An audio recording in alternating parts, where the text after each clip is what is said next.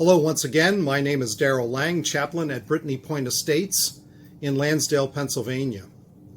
A pastor was concerned about several families in his church who always seemed to have financial problems. Their challenge wasn't unemployment or underemployment. They had enough money, they just couldn't manage the money that they had.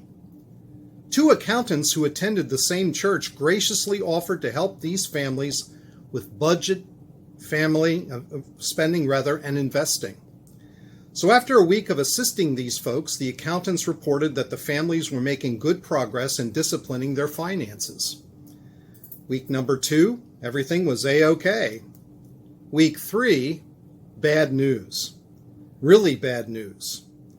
One family drove up in a brand new car.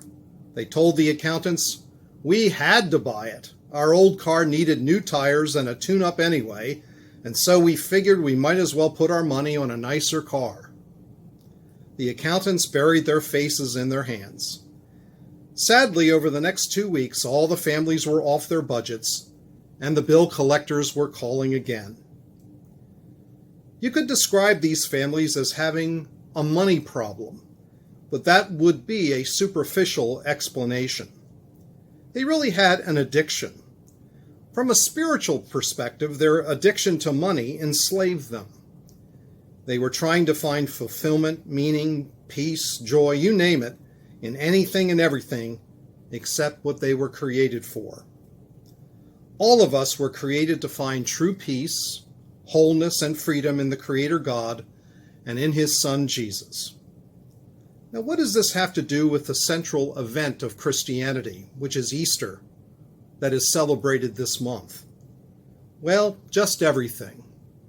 The New Testament teaches that Easter is not just a one-off event of God's power over evil at Jesus' resurrection. Easter truly provides the power for the Christian life now. We were once slave to sins, addiction-bound, but now we are putting our trust in the Son and His sacrifice on Good Friday at the cross. And that released us from the shackles of religious rules and regulations that can't really save or fulfill us.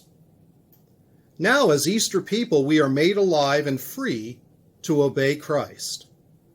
The Apostle Paul says as much in Romans 6. If we have been united with Him in His death, we will certainly also be united with Him in His resurrection. For we know that our old self was crucified with Him, so that the body of sin might be done away with, that we should no longer be slaves to sin. Later in Romans 6, he says, "But now that you have been set free from sin and have become slaves to God, the benefit that you reap leads to holiness, and the result is eternal life."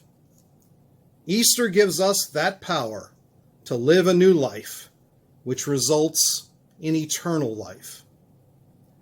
Trappist monk and author Thomas Merton once wrote, "But now the power of Easter has burst upon us with the resurrection of Christ.